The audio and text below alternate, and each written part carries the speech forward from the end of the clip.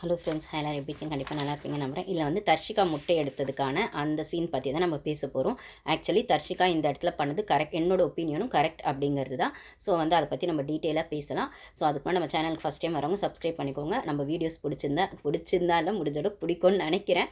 பிடிச்சி தான் பார்க்குறீங்கன்னு நினைக்கிறேன். ஸோ பிடிச்சி பார்க்குறீங்கன்னா லைக் பண்ணிக்கோங்க. உங்களுக்கு பிடிச்சவங்களுக்கு ஷேர் பண்ணுங்கள். உங்களோட ஒப்பீனியன்ஸை கமெண்ட்ஸில் ஷேர் பண்ணுங்கள். ஓகேங்களா? என்னன்னு பார்த்தீங்கன்னா, தர்ஷிகா வந்து அந்த முட்டையை கையில் எடுத்து காட்டின அப்புறம் தான் ஜாக்லின் ஆகட்டும், தீபக் ஆகட்டும், அருண் ஆகட்டும் எல்லாருமே கம்முன்னு உட்காந்தாங்க. ஸோ அந்த இடத்துல அதை யாராச்சும் பண்ணியிருக்கணும். 200% ஸ்ட்ராட்டஜின்னு சொல்கிற தர்ஷிகா இந்த இடத்துல நிஜமாகவே செம்மையாக பண்ணாங்கன்னு தான் சொல்லும். அவங்க ஸ்ட்ராட்டஜிக்காக கூட பண்ணியிருக்கட்டும். அவங்க அந்த இடத்துல யாராவது ஒருத்தர் அந்த கண்ட்ரோலை எடுத்தே ஆகணும். இல்லைன்னா வந்து ரஞ்சித் வந்து வேடிக்கை, அவர் வந்து என்ன பண்ணுறதுன்னு தெரியாமல் நின்றுட்டுலாம் பண்ணலை. இதே அந்த இடத்துல சாச்சனா இருந்திருந்தாலோ, இல்லை ஜெஃப்ரி இருந்திருந்தாலோ, இல்லைனா பவித்ரா இருந்திருந்தால் கூட மேபி அவங்களுக்கு பேச தெரியாது. அவங்களுக்கு வந்து சுற்றி எல்லாரும் சண்டை போட்டிருக்காங்க, எனக்கு என்ன பண்ணுறதுனே தெரியல அப்படின்னு யோசிச்சிருக்கலாம். ஆனால் அப்படிப்பட்ட ஆள் ரஞ்சித் கிடையவே கிடையாது. அப்படி இருக்கும்போது அவர் நினச்சா அந்த கண்ட்ரோலை எடுத்திருக்கலாம். ஆனால் அவர் நல்ல பேர் எல்லார்கிட்டையும் வாங்கினோம், யார் பாகையும் சம்பாதிக்கக்கூடாது, அந்த கேம்குள்ளே வரும்போதே யார் பாகையும் சம்பாதிக்கக்கூடாதுன்னு கேம் ஆடுறதையும் முதல் தப்பு. கேப்டன்சிக்கு நீங்கள் ஆசைப்பட்டு நிற்கிறீங்கன்னா அந்த இடத்துல போய் நின்றுட்டு அதுக்கப்புறம் திருப்பி யார் பாகையும் சம்பாதிக்காமல் நான் கேப்டன்ஷிப் பண்ணுவேன் அப்படிங்கிறது அந்த விஷயத்துக்கு நீங்கள் பண்ணுற ஃபேரே கிடையாது. அந்த ரெஸ்பான்சிபிலிட்டிக்கு நீங்கள் பண்ணுற ஃபேரே கிடையாது. அதை வந்து ஸ்டார்டிங்லேயே ரஞ்சித் வந்து அப்பட்டமாக போட்டு உடச்சிட்டாருன்னு தான் நான் சொல்லுவேன். என்ன சொல்கிறது, நான் வந்து எல்லாரையும் பேச விட்டு அது கரெக்டாக தர்ஷிகா சொல்லியிருப்பாங்க. என்ன சொல்கிறது, இது மாதிரி வந்து கேப்டன் வந்து மற்றவங்கள பேச விட்டு அழகு பார்க்கலாம், ஆனால் சண்டை போட விட்டு அழகு பார்க்கறது சரியில்லைன்னு எனக்கு தோணுது.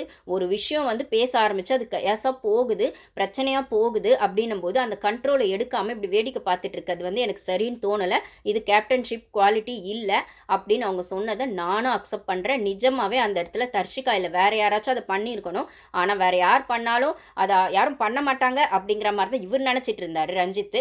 அந்த இடத்துல மேபி மஞ்சரி பண்ணியிருக்க வாய்ப்பு இருக்குது. ஆனால் மஞ்சரி ஒரு விஷயம் எடுத்து வச்சுட்டா நீங்கள் தான் மொத்த வீடை சேர்ந்து அவங்கள அடின்னு அடிப்பீங்களே, அதனால் அவங்க கம்முன்னு இருந்தாங்க.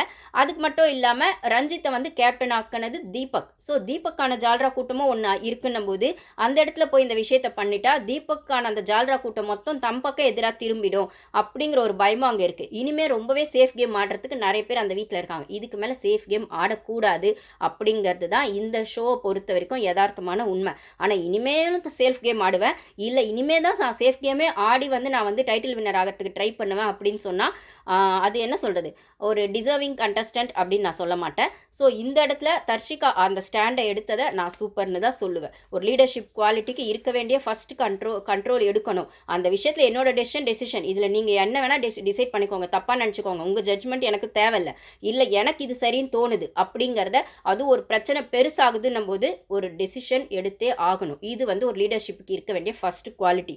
அதை வந்து அவர் பண்ணலை, வேடிக்கை பார்க்குறாரு. ப்ளஸ் கேமராமேன் காட்டினது நான் போன வீடியோலேயே சொல்லியிருப்பேன். தீபக் அருண் எல்லாம் நின்று சண்டை போடும்போது இவர் சிரிப்பு இப்படி நின்றுட்டு இப்படின்னு சிரிக்கிறதெல்லாம் என்னது அது?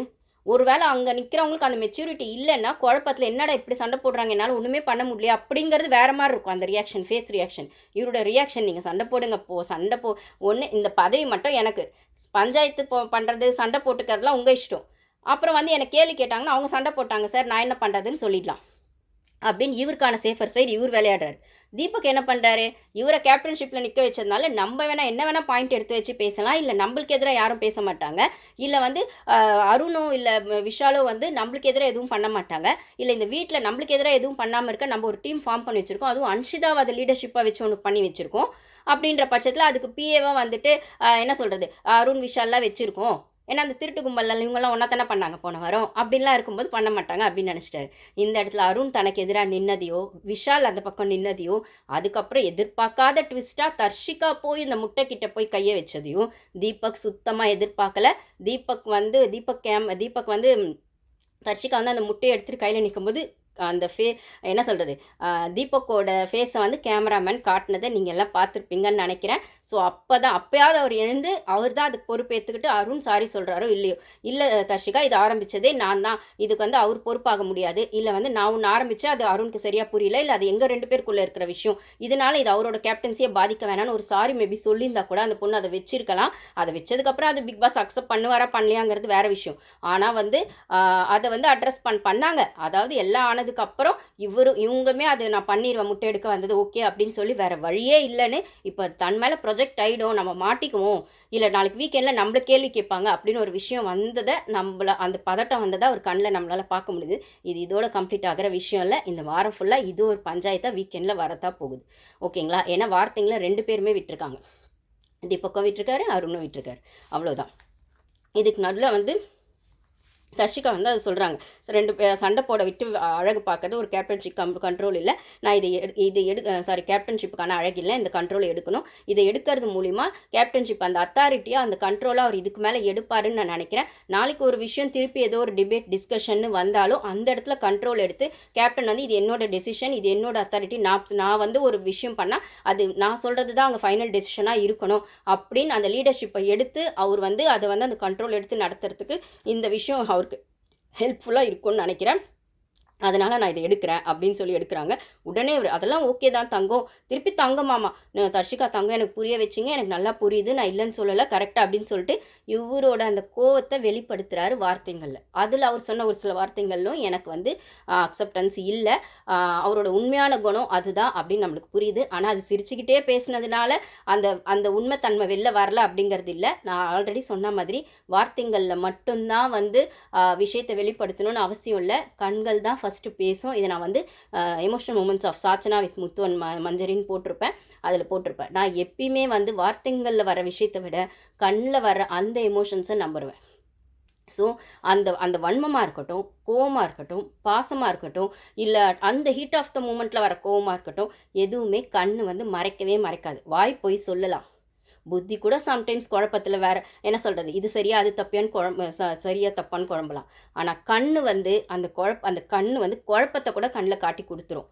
அப்போது அந்த ரஞ்சித் சாரோட அந்த கண்ணில் இவங்க சண்டை போடும்போது அதை தடுக்கணுன்ற அந்த இன்டென்ஷனும் இல்லை, தர்ஷிகா அந்த முட்டையை கொடுக்கும்போது எனக்கு கோவம் இல்லை தங்கம், எனக்கு ஒரு லெசன் லேர்ன்ட்டாக இதை எடுத்துக்கிறேன் அப்படின்னு சொல்லும்போது அவங்க ஒரு சாதாரணமாலாம் தங்கம்னு சொல்ல, வாய் தான் தங்கம்னு சொல்லிச்சு. அவருக்குள்ளே அவ்வளோ ஒரு கோவம் இருந்துச்சு. இது ஏதோ ஒரு இடத்துல வெளிப்பட தான் போகுது.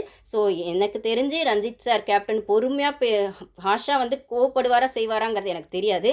ஆனால் வார்த்தைகளில் அப்பப்போ சுருக்கு சுருக்குன்னு வாழைப்பழத்தில் ஊசி ஏற்றுற மாதிரி ஏற்றுவாருன்னு நினைக்கிறேன்.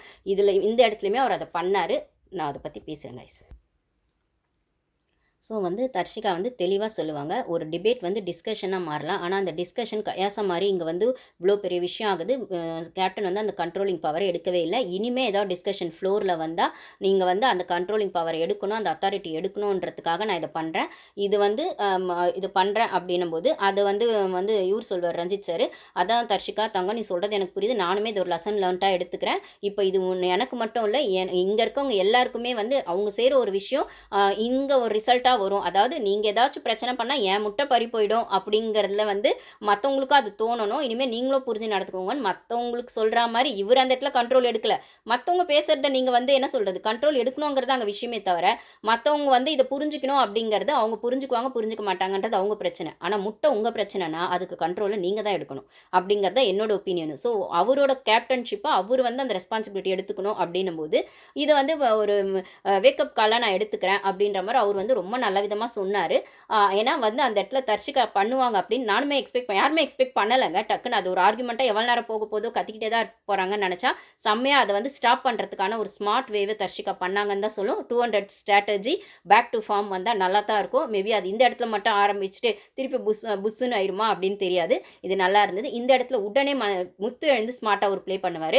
அவர் எழுந்து இதை நானுமே ஒத்துக்கிறேன், இது வந்து ரஞ்சித் சாருக்கு மட்டும் இல்லை, இங்கே இருக்க நம்ம எல்லாருக்குமே இது ஒரு பொறுப்பாக நம்ம புரிஞ்சுக்கணும். நம்ம ஒரு விஷயம் பண்ணப்போ அது அவர் கேப்டன்சியை பாதிக்குதுன்னா நம்மளும் அதை பார்த்து பண்ணணுன்ற புரிதலோடு இருக்கிறதுக்கான ஒரு விஷயமாகவும் இதை நான் பார்க்குறேன்.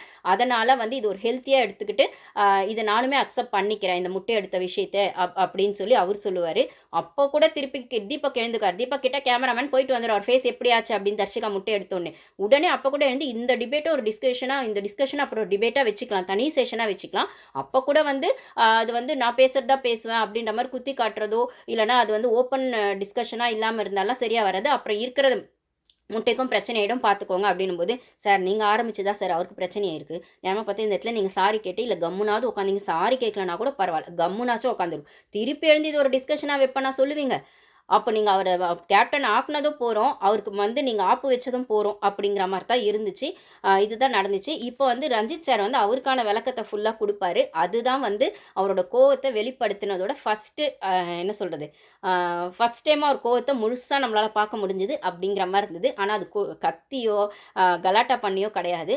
அழகான வார்த்தைகளால் என்ன சொல்கிறது, இன்னுமே சொல்லலாமே, ஸ்ட்ராங்காக ஆழமாக அவரோட கருத்துக்கள் இருந்தது. ஆனா கோவத்தோடவும், எரிச்சலோடவும் இருந்தது. அது அவரோட கண்கள்ல தெரிஞ்சது. நம்ம நெக்ஸ்ட் வீடியோல பேசலாம் கைஸ். Thank you.